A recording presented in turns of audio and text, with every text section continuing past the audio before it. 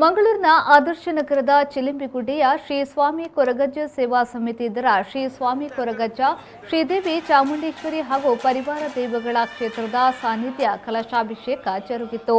ಕ್ಷೇತ್ರದಲ್ಲಿ ವೇದಮೂರ್ತಿ ದೇರಬೈಲು ರಮೇಶ ತಂತ್ರಿಗಳ ಸಾರಥ್ಯದಲ್ಲಿ ಪ್ರಜ್ವಲ್ ಭಟ್ ಅವರ ಪೌರೋಹಿತ್ಯದಲ್ಲಿ ಧಾರ್ಮಿಕ ಕಾರ್ಯಕ್ರಮಗಳು ನಡೆದವು.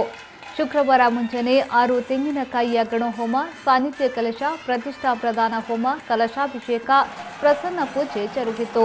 ತದಬಳಿಕ ಭಂಡಾರ ಏರಿಕೆ, ಮಧ್ಯಾಹ್ನ 12:30ಕ್ಕೆ ಶ್ರೀದೇವಿಗೆ ಮಹಾಪೂಜೆ ನೆರವೇರಿತು. ತದಬಳಿಕ ಸಾರ್ವಜನಿಕ ಮಹಾನ್ನ ಸಂತರ್ಪಣೆ ನೆರವೇರಿತು. ಈ ವೇಳೆ ಹಲವಾರು ಮಂದಿ ಭಕ್ತರು ಕ್ಷೇತ್ರಕ್ಕೆ ಆಗಮಿಸಿ ಪುನೀತರಾದರು.